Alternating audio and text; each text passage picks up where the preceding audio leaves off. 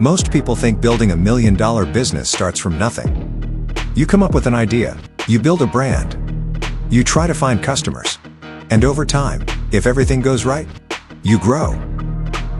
But there's another path that doesn't get talked about nearly as much. A path where you don't start from zero, you start from something that already works. Right now, across the country, small service businesses are being bought every single day. Not by massive funds, not always by institutions, but by individual operators, acquisition entrepreneurs. People who understand that the fastest way to build something meaningful is not always to build it from scratch, but to acquire it, stabilize it, and then expand from there. The term roll-up gets used a lot, but most explanations stop at the surface. Acquire multiple businesses, combine them, grow, simple in theory. But what's really happening underneath is something more strategic. A roll-up is about taking an industry that is fragmented and introducing structure where there wasn't any before.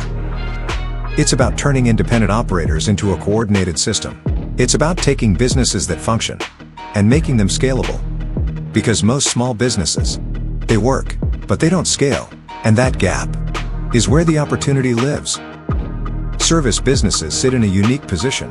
They're not trendy, they're not disruptive, but they're necessary. And necessity creates stability. People don't delay fixing a broken AC system in the middle of summer. They don't ignore a plumbing issue for long. They don't negotiate with a pest problem. These are needs, and needs create consistent demand. But here's what makes it more interesting. Most of these businesses already have strong foundations. They have customers. They have revenue. They have a reputation in their local market. What they often don't have is structure.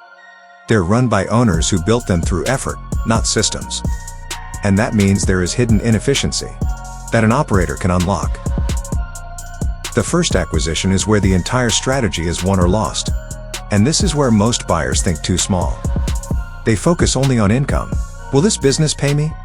That's the wrong question. The better question is, what can this business support? Because in a roll-up strategy, your first deal is not the outcome, it's the foundation. You are not buying a finish line, you are buying a starting point with leverage.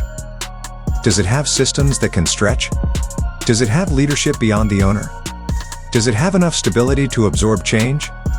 Because if it doesn't, every additional acquisition becomes harder, not easier. Here's where the strategy becomes real.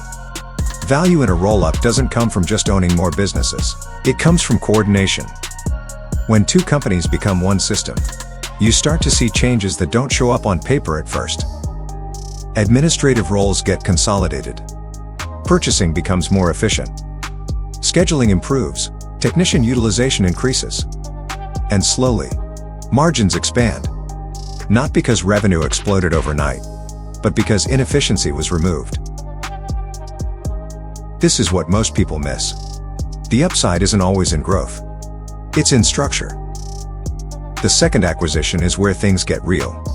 Because now, you're not just running a business, you're integrating one. And integration is where most buyers lose control.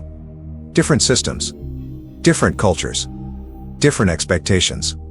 What worked in one business doesn't automatically transfer to another. And if you move too quickly, you don't create value. You create friction. The operators who succeed here, they slow down. They prioritize clarity over speed. Because they understand something critical. If you lose control of operations, it doesn't matter how many businesses you own.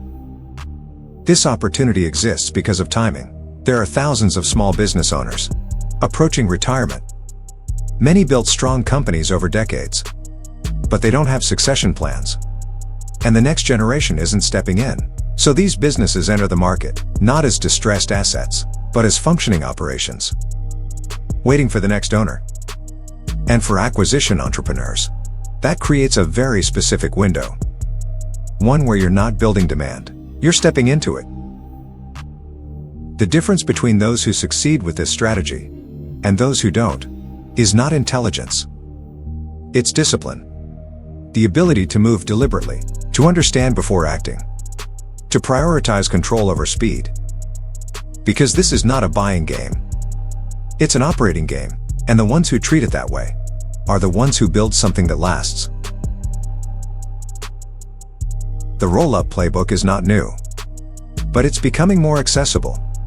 And for acquisition entrepreneurs willing to think beyond a single deal, it represents something bigger than ownership. It represents leverage, the ability to turn one business into a system that grows beyond it. I'll see you in the next one.